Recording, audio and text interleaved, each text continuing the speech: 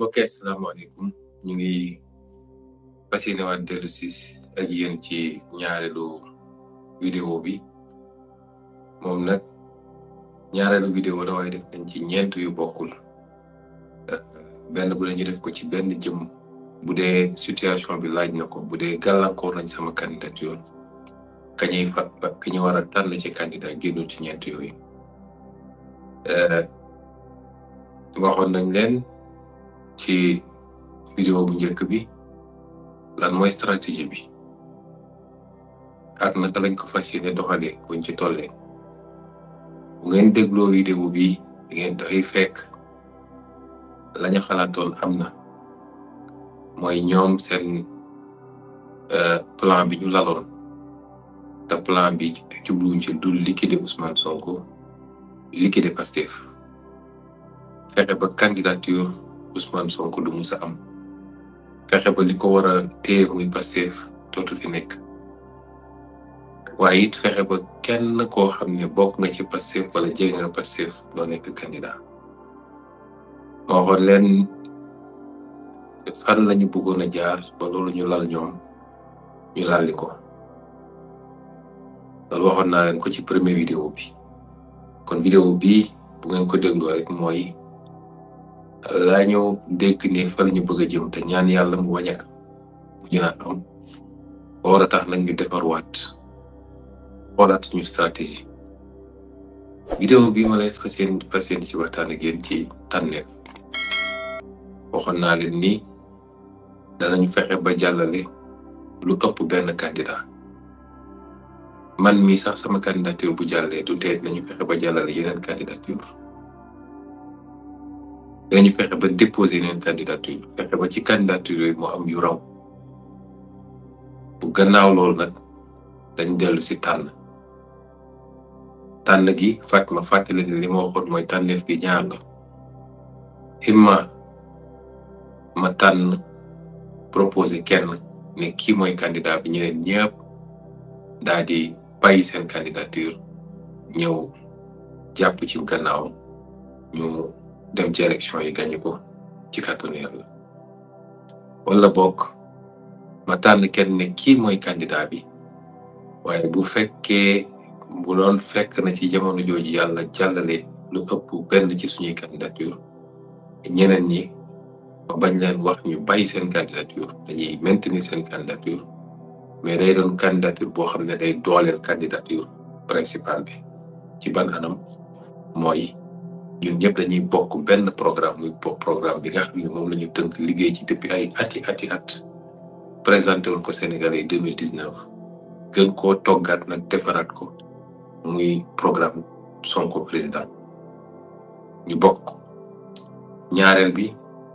mooy ñu gën a yaatal suñuy temps d'antenne bu ñu waroon am benn temps d'antenne ñu mun ci am temps d'antenne yu bëri yoo xam ne benn bu nekk nag programme bi ñu bokk ñun muy programme commun bi candidat bi ci lay jukki benn poñ wax kook Sénégal yi ba Sénégal yi xam fa la ñu bëgg a jëm ak ñoom muy la am solo ñetteel bi mooy ñu mutualiser ci suñu campagne mooy ñu fexe ba candidat yi ak nu muti toll ñu dajale leen def benn taxañ ba campagne bi yomb ci kenn ku ne ci ñoom moo xam dañuy def benn caravane nationale unique bokk ko wala bokk ko ci lu ëpp su dee campagne bi 20 jours la mu tuuti ñu am 15 jours yoo xam ne wala 10 jours yoo xam ne ñoo koy bokk benn caravane nationale ñu dajale suñu doole ndax campagne dafa métti dafa laaj xaalis bu bëri laaj ay moyens laaj ay oto laaj sécurité laaj dund du lu yomb waaye bu ñëpp dajee day gën a yomb te ñi Sénégalais dinañu xam ne ñii ñoo bokk projet muy beneen affaire boo xam ne lu am solo lay doon ñaari possibilité yooyu moo am waaye dinaa ñëw ci lan laa tànn ci ñaari possibilité yooyu balaa may dem ci loolu dama leen di wax lan laa tànn ci ki nga xam ne moo war a doon candidat bi incarné le projet tànn yombul tànn éliminé la xaw ma nag ñaata candidat la ñuy am tollaguñ ci waaye buñ ci tollee xam naa yaqin ni war nañu mën a jàllale lu ëpp benn candidat buñ leen jàllalee nag ci candidat yi jàll bu dee candidat Bassirou Diomaye Faye jàll na moom mooy doon sama choix man mu doon candidat principal bi nga xam ne mooy porter projet bi mu doon candidat bi nga xam ne ci moom laa woo Sénégalais yi ne leen woteel leen Bassirou Diomaye Faye mu doon candidat boo xam ne moom laa teg projet bi ci loxoom mu incarné ko en tant que candidat ndax xam ngeen parce que projet collectif la waaye élection présidentielle dañ naan c'est le rendez-vous d'un homme avec le peuple moo tax collectif bi day jàppale góor nit kooku ñu tànn moo xam góor la moo xam jigéen la kooku nag sama tànneef day méngoo ak Bassirou Diomaye Faye tànn gi ma tànn Bassirou nag defe naa du bett kenn mënoon na doon kenn ku nekk ci ñeneen ñett ñi nga xam ne préparé naa leen wan ay vidéo ne mën na doon kenn ci ñoom di ko xaar nag ba ñu egg ci jamono jooju la fay xew ci diggante fii ma toll nii ci mois de juillet 2023 di wax ak yéen ak ba ñuy toll ci loolu muy mois de janvier tax xam ngeen ni liste ba nu mu gën saa gudd le 20 janvier da ko conseil constitutionnel di génne diggante fii ñu toll ni juillet ba 20 janvier nu mu tuuti juróom-benn weer la lu ne mën na fekk bu dee du man de Ousmane Sonko mooy doon candidat bi ma ne ñeenti vidéo yi nga xam ne defar naa ko mën na doon kenn ku ne ci ñoom waaye ci bii vidéo ma biral leen ni Bassirou Diomaye Faye laa tànn muy tànneef goo xam ne dama wax léegi ni du bett kenn ci Sénégal yi du bett kenn ci waa bitim réew sax ñeneen ñëpp mënoon na doon ñoom mérité nañ ko am nañu sama confiance dama toog xalaat ci ay critères bu njëkk mooy candidat bi lan mooy profilam lan mooy meloom ci li nga xam ne wàllu xam-xam la ñu koy profil intellectuel ci li nga xam ne wàllu formation la ci li nga xam ne wàllu jaar-jaar la tax dama leen yàgg wax ni un homme politique dañ koy natt ci discours am waaye dañ koy natt surtout ci parcours am mooy politique du wax kese politicien boo jël mu ne la maa fi gën a baax maa fi gën a jub maa fi gën a set maa fi gën a bëgg réew mi waaye est-ce que ci jaar-jaaram bu ñu xooloon jaar-jaaram méngoo nag loolu tam sénégalais bu ne war na ci di bàyyi xel ndax njuumte ñu dal yëpp ci tànneef li ko andi mooy dañuy topp rek waxu politicien bi waaye duñu xool jaar-jaar ñaareel bi nga xam ne moom lay jiital ci critère mooy expérience muy lu am solo expérience am na solo mooy nit ki jaar-jaaram lan la ko war a jox ci xam-xam ba ñu yaakaar ni war naa mën a jox réew mi ñetteel bi ma jiital mooy kamay tànn naka la méngoo li nga xam ne mooy infrastructure parti bi nga xam ne moo war a porter liggéey bi parti wala élection dafa am lu koy porter mooy machine bi appareil électoral bi élection dafa am lu koy porter mooy électorat bi ñiy dem wote ji nga xam ne ñëpp bokk ñi ci parti bi ñii bokk rek ci parti bi ñii sympathisant lañu rek mooy dañ laa bëgg rek ngir yàlla kon dañ laa bëgg ci yaakaar gi ñu am ci yow ne mën ngaa defar réew mi kon loolu dafa am solo ma xool tànn bi may tànn naka ba ci ban degré lay méngoog loolu parce que boo tànnee mën nga tànn koo xam ne profilam baax na lool waaye bu dee boo ko tànnee lenn ci infrastructure bi lenn ci base bi nga xam ne ñoom ñooy dem ci lu ëpp 16000 bureaux de vote ci réew mi ñoom ñoo war a toog ñoom ñooy dem dugg di def porte à porte kër ak kër di def campagne dugg ci marché yi ñoom ñooy mobiliser électeurs yi wala lenn ci sympathisants yi nga xam ne donte bokkuñu ci parti bi am nañu yéene voté pour yéen bu dee boo tànnee ko jëmm jooju donte profilam baax na lool ci wàllu intellectuel ci wàllu diplôme ci wàllu loxoy set waaye bu dee boo ko tànnee mën na andi friction mën na tax ñenn ci ñi war a yenu liggéey bi ne gisuñu suñu bopp wala ñu gedd ba dem bu boobaa it doo ko tànn ndax loolu dafa am solo moo tax am na yeneen anam yuñ doon nekk tànneef bi dañ koy delloo Sénégalais yi delloo ko militants yi delloo ko base bi delloo ko Sénégalais yi électeurs yi laaj leen lan ngeen ci xalaat waaye damay njort ni temps bi ak situation bi du ko maye ñett yooyu dafa am solo ñeenteel bi nag mooy keñay tànn naka la mel ci projet bi bu ma jëlee ñeenti critères yooyu dinaan wax ni choix bi ma def ci Bassirou Diomaye du choix de cœur choix de raison la mooy tànnuma ko ci cofeel wala ci mbëggeel wala ci parparlo waaye dama ko tànn ci xeltu ma xeltoo ba dajale gis ni profil bi ku ko jiital ma ànd ci puus ñeneen ñëpp ñëw jàpp victoire bi dina yomb loolu naam Bassirou Diomaye sama rakk la ñëpp xam nañ ko Bassirou Diomaye duñu ñaar benn lañu maag moom muy koo xam ne jamono jii ñu toll ma toog sama kër nii ñu bari karim moom mu nekk prison Cap Manuel la ko yóbbu prison Cap Manuel cofeel gi mu am ci man ba mënul téye boppam moo ko andi ndax keroog bu ñu ne convoqué nañ ma ci tribunal wala xamu ban xew-xew moo amoon buñ ma ne convoqué nañ ma ci tribunal ci la Bassirou mer ba bind texam ne magistrat yi dañuy jaamu Macky Sall loolu rek moo tax ñu yóbbu ko prison magistrat yi dañoo toroxal seen bopp ci kanam Macky Sall yenn magistrat yi boobu loolu moo taxoon ñu jàpp ko yàgguma xamante ni moom impôt damay nañu boole gën saa gudd su ma juumul 2007 wala 2008 lañu njëkk a gisee kon yarawuñu màggandoowuñu waaye yàlla mooy def loolu cofeel googu yóbbu ko ba yàlla wërsëg na ko doom bu tuddee ma ko man mii te loolu su ma juumul 2016 la woon dañ may dàkk ci fonction publique dañ ma dàkk ñu teg ci ñetti semaine wala ñaari semaine yàlla wërsëg ko doom mu tuddee ma ko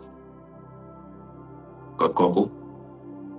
kenn mënul laam-laamee sama digganteeg moom ci wàllu cofeel wàllu mbokkoo sama rakk la sama xarit la noonee Bassirou mel ak man noonu la ñeneen ñëpp mel ci man Birame Souleye noonu la ñu mel El Malick Ndiaye noonu la ñu mel Abbas Fall noonu la ñu mel Maymouna Gueye noonu la ñu mel et cetera parce que ay frère lañu ay sœur lañu militants yi ma bëgg ba mu jaral leen lu ne te man xawma leen te mosuma leen gis ñoo ëpp sax ñi nga xam ne xam naa leen te ñu jege ma loolu mooy Pastef nous sommes des frères et des sœurs yàlla def nag Bassirou yegg ci foo xam ne sama diggante moom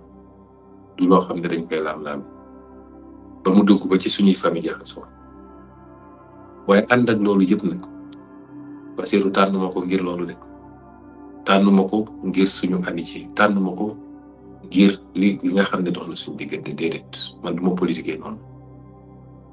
dama leen musa wax ni la jëm ci réew mi aw ma ci sentiment aw ma ci rakk aw ma ci mag aw ma ci baay aw ma ci doom intérêt Sénégal bu ngeen di fàttaliku élection présidentielle 2019 bi ma demee ba Bignona nga xam ne fala cosaan muy département boo xam ne sama dëkku baay fala ne dama wax ak ñoom ne leen bu leen ma woteel mukk parce que seen doom la bu leen ma woteel mukk parce que seen mbokk la bu leen ma woteel mukk parce que ñoo bokk xeet wala ñoo bokk gox déedéet waaw su ngeen may woteel da ngeen may woteel parce que jàpp ngeen li ma leen woon ci xam-xam ak ci jikko ak ci bëgg réew mi war naa justifier ngeen woteel ma moo tax duma tànn ci yaa ma neex dama tànn Bassirou ci critères yi ma wax ma jiital léegi mooy bu ci njëkk mooy lan mooy profilu Bassirou Diomaye ku ñu ne jàng na sama faute ba am maîtrise def concours école bi ñu ne moo gën a kawe ci administration sénégalaise muy ENA réussir ko def sa formation génn nekk inspecteur des impôts liggéey fa liggéey bu mucc fay ba nekk tey inspecteur principal am ay jaar-jaar yoo xam ne kenn du ko werante ci biir impôt te liggéey ci biir impôt lu mat léegi pratiquement 20 ans te kenn mënul taxaw ne Bassirou Diomaye mus naa jël dërëmu jàmbur wala mus naa jël terrain jàmbur dama ko yàgg wax ci sama bopp noonu ma ko waxee ci sama bopp laa ko mën a waate ci Bassirou Diomaye Faye gëm ni moom a gën a jug man kon kooku su dee ci wàllu déontologie mooy loxoy set féete na boor su dee ci wàllu xam-xam féete na boor ndax ba ñuy formé ñi war a yor état wala ñu formé Bassirou Diomaye Faye te mu liggéey nag en tant que haut fonctionnaire ci état boobu léegi di xale boo xam ne ku ko xam rek intelligence am nga ko nawee Bassirou est un homme extrêmement brillant macha allah te bi muy nekk école primaire ba léegi seede boobu lañ ko seedeel mu ànd ci tey ak dal nag waxam moo bëriwut li muy xalaat moo ëpp li muy wax bu xalaatee ba pare li muy jëf moo ëpp li muy wax kooku mooy Bassirou Diomaye Faye am na yar am na teggin dal na Bassirou Diomaye Faye bokk ci projet bi depuis le début ñi ma ñëw woo ne ma dañoo bëgg a taxawal parti te il faut nga ñëw buñ ma woowee ba pare damaa woo Bassirou Diomaye Faye woo Birame Souleye Diop woo Aïcha Touré woo nu mu tuddee ci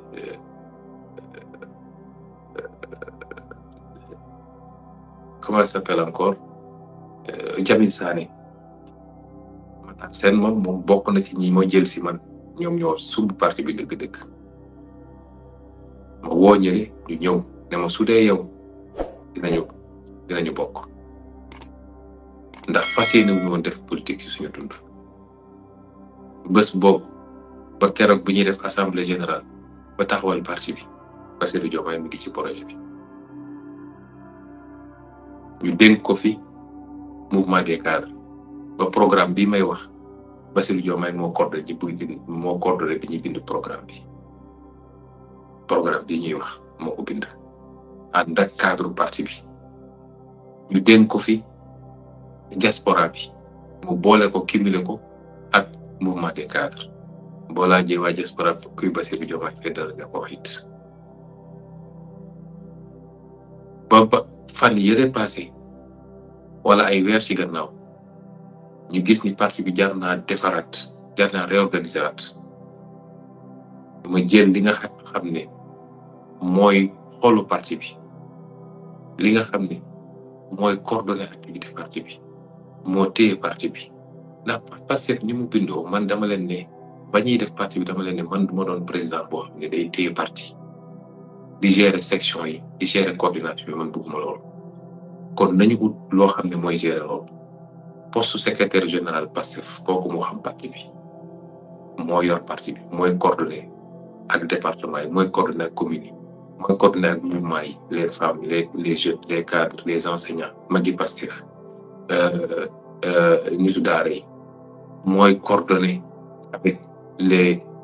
démembrements de la diaspora kon kooku xam na parti bi xam na ko it mu day ma jël loolu teg ci loxo kon su dee par rapport ak projet bi muy deuxième critère bi Bassirou matale na ko ba mu mat sëkk ñetteel bi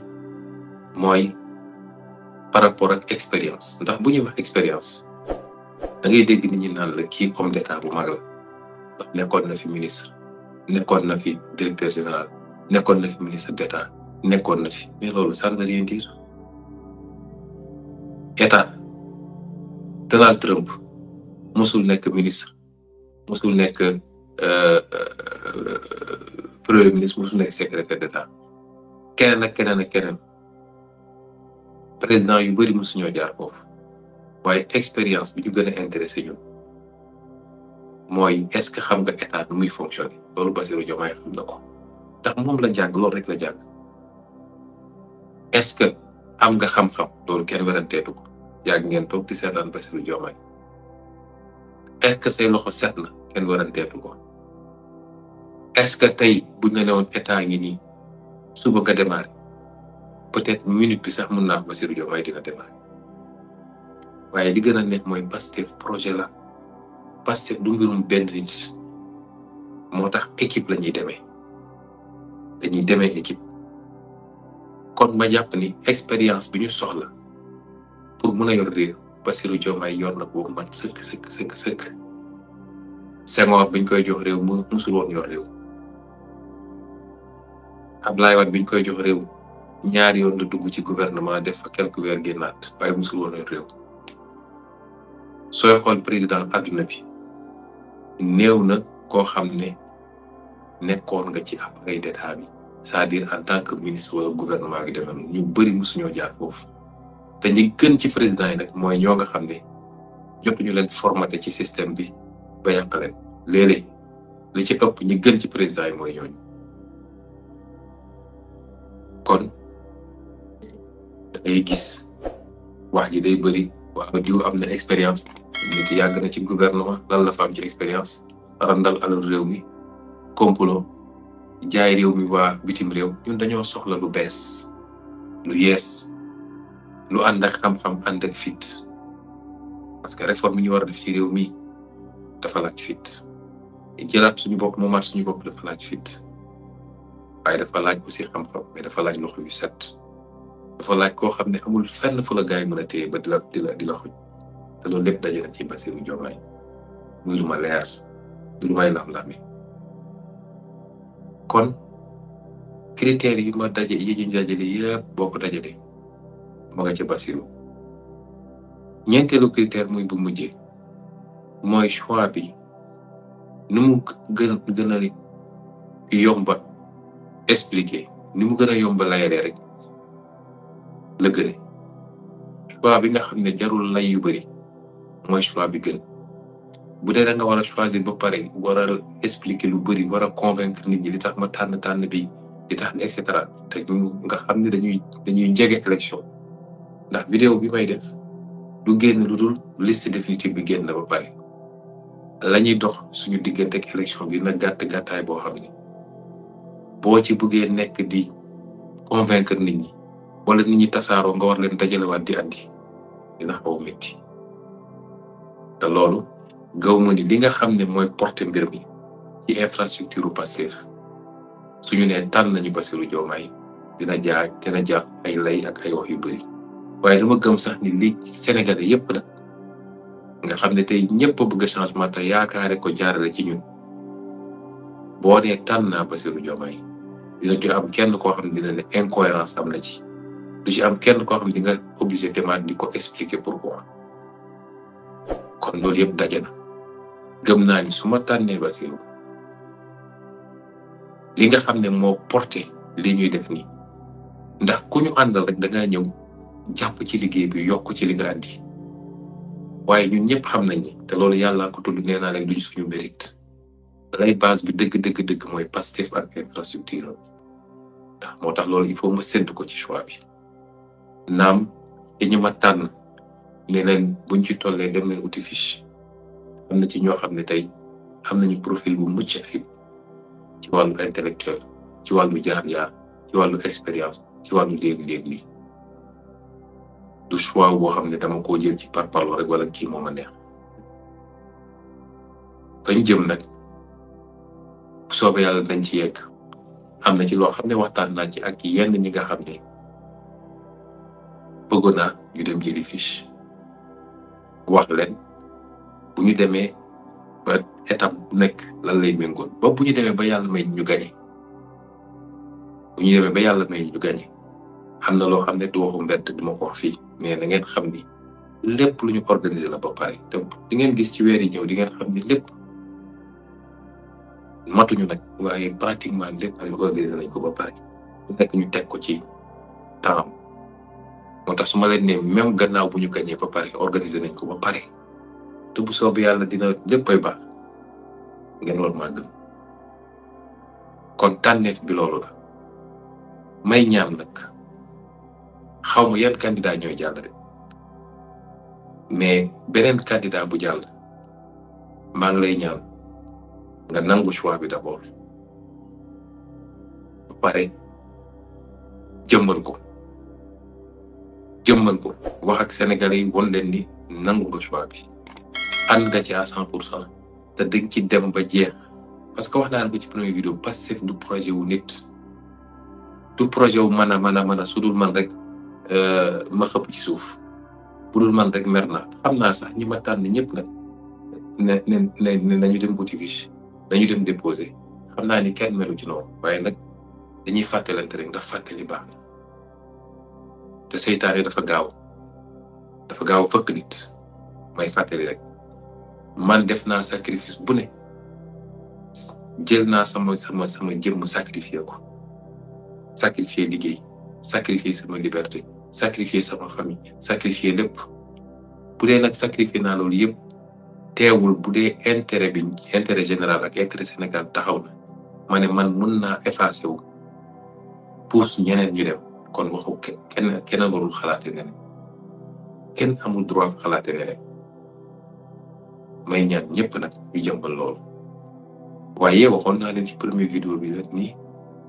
am na ay schéma yu taxaw ndax dama naan ñëpp nañu yeneen candidat yëpp nañu bàyyi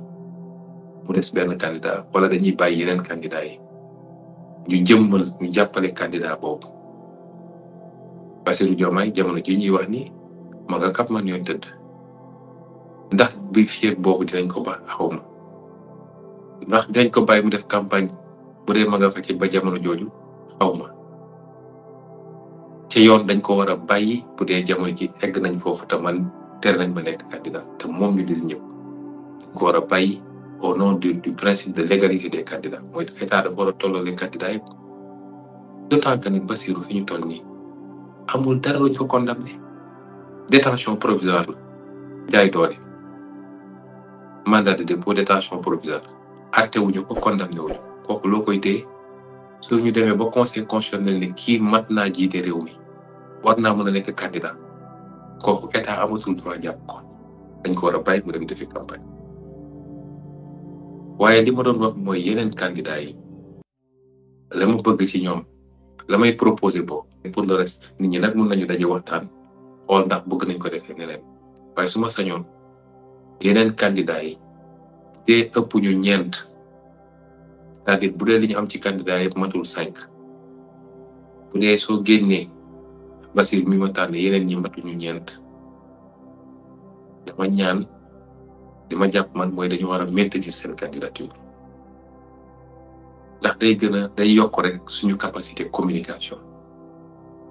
waaye na Sénégal yëpp xam ni bu wat ba jotee benn Bassirou Diomaye lañu war a waxtaan ñeneen ñi nañu maintenir seen candidature mu gën ñoo yokkal temps de communication gën ñoo yokkal temps d'antenne ca lay jàll RTS waaye gën a diversifier également possibilité yi ñu am ndax bu dee ci candidat yu ma tànn kii Thiès la dëkk kii dëkk Malicounda kii dëkk Linguère kii dëkk Daara Jolof ka ca des dëkk nu mu tudd ci Ziguinchor kii dëkk et cetera mun nañu bokk def campagne def benn caravane nga xam ne dañuy maximiser suñuy moyens ku nekk sa temps d'antenne bu jotee nga wax sa 5 minutes wala sa 10 minutes xam nga temps d'antenne bi ñaata lay doon caravane boobu mun na sillonner le Sénégal ensemble mais mun na am fu ñuy toll kenn ku nekk ne léegi maa ngi jël telle direction wala maa ngi dellu fu ma dëkk moo xam 5 derniers jours yi la wala 7 derniers jours yi maa ngi dem ci zone bii mokkal foofu mu gën a mokk waaye lépp campagne bi weesu ñu def ko ci cadre programme commun bi ñu yor muy programme Sonko 2024 loolu sama gis-gis la waaye loolu ubbi naa ko ba coalition bi mun na toog waxtaan waaye candidat yi ñoom ñëpp ñu xool seen bopp ku nekk xool li mu bëgg ku jàpp ni loolu mun na cee dugg wasalaam ku jàpp ni moom dafa bëgg a bàyyi candidature am waaye day ñëw rang ci gannaaw Diomaye malgré tout def campagne ba léegi baax na waaye sama xalaat rek laa joxe boobu ubbi naa ko boyal naa ko bàyyi leen ngeen mën cee waxtaan. tànn naa nag Diomaye Faye xam naa ñiñ ko seqal ñu ci mën a wax lu dul dëgg ci soxor ci mën a sos seen dund yëpp sos la dinañu fay ay nit def nañ ko ci Ousmane Sonko ay ati at te teewul loolu dafay yokk dayoo Ousmane Sonko ci askan bu ñu demee ba xam ni nag seen pexe sotti na ba tere nañ Ousmane Sonko nekk candidat keneen ku Ousmane Sonko tànn di ngeen déglu ne ci moom bu bon la ba soxor la terroriste la salafiste la bëggul sëriñ si fa mu dëkk sax kenn du ko fa xool nangam du ne di ngeen ko dégg waaye seen mënin la jikko ngeen baal ma ci kàddu gi jikko naafeq la ndax booy xool ci alquran li ñuy wax ci jikko naafeq loolu bokk na ci loolu mooy seen jikko loolu rek lañu fa sos wax lu bon fay ay nit ñu bind fay ay nit ñu dem ci télé di wax waaye Sénégal ay yeewu nañu yeewu goo xam ne looy gën a yokk ci nit rek Sénégal yi di ko gën a yëkkati ñoom ñooñu ñëpp boo leen dajale ko man maa ko wax teg leen ci benn balance jël Bassirou Diomaye teg ci beneen bi Bassirou Diomaye mooy wàcc ñëpp ñu yëg kon dama bëgg wax Sénégal yi ni proposé wu ma leen koo xam ne mën nañ koo sikk ci dara Sénégalais 150% la xam réew mi bëgg réew mi di ko juba jub ku jàng ba xam li mu war a xam yépp liggéeyal état bi dugal fi ay milliards yi milliards te mu see jël dërëm suul yëpp terrain wu jàmbur kookee laa leen dégg mooy suñu candidat te bu soobee yàlla keroog le 25 février mooy gagné élection bi dès le premier tour gagneel ñu ko si suñu tour ñun ñëpp incha allah ci gannaaw bu ñu defee li ñu war a def ñun ñëpp mooy takk suñu dégg may dellu nag di lancer un appel à tous les Sénégalais de tous bords projet bi seen projet la de Pastef amul frontière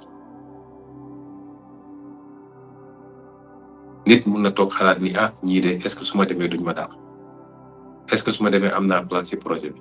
wala maa ngi faroon ci fii wala maa ngi faroon fële est-ce que su ma demee duñ jàpp ni méngoowuma ak ñoom déedéet Pastef ànd naa ku nekk fii talal na loxoom ñëpp lenn rek lañu laaj kenn ku nekk boo ñëwee nangul règle yi mooy ñu ñëpp dañoo war a ànd suppi réew mi lii fi xew mënul wéy randal alalu réew mi détourné ay milliards dugal sa poche ak sa njaboot wala yóbbu ci ay banque denc jamono jooju jeunes yaa ngi bëgg a dee dem signé contrat bu la neex ñu jël alalu réew mi yëpp tubaab bi génn yóbbu ñun ñu toog fii di sukuraat te ku bëgg a gém seen réew ñu ne doo fa dem tënku boo xam ne suñu koom seen loxo la nekk suñu koppar sax seen loxo la nekk ñun moomuñu fi dara loolu la ñu bëgg mu jeex ku ànd ci loolu boo ñëwee ànd ci fas yéene ñu ànd liggéey ci loolu am nga sa place ci projet bi kon maa ngi talal sama loxo ñëpp buñ ci yeggee candidat bu ñu recalé te nga nekkoon ci candidat opposition bi talal nañ la suñu loxo di la woo nga ñëw dugg ci projet bi bu ay conditions yooyu teg jaru ko du marchandage réew mi lañ jiital waaye bu ñu yàlla joxee réew mi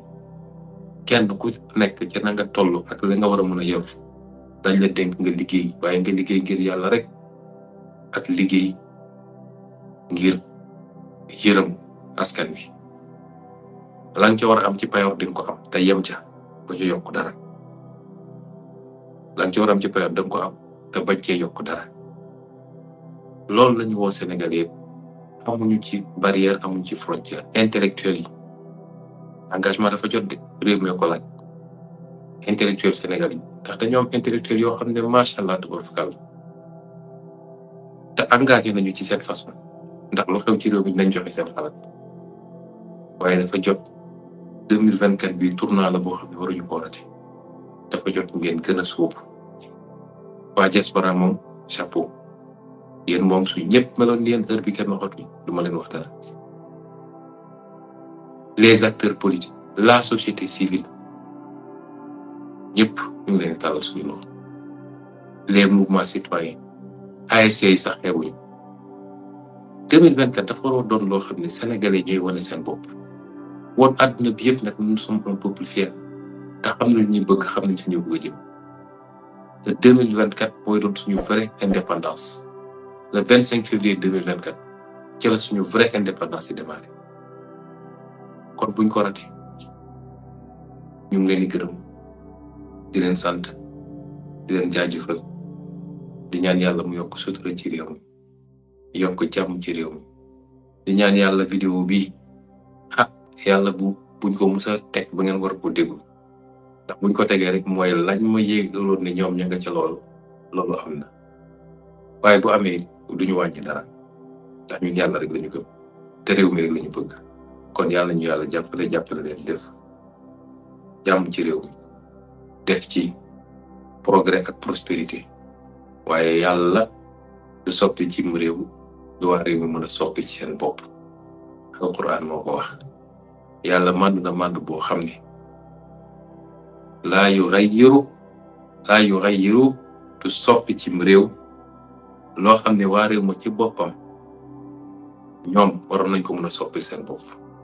bu ñu wanul yàlla ni bëgg nañ rek yàlla seetaan ñu waaye dañ koy ni bëgg nañu waaye jëf nañu sax bu ñu jëfee nag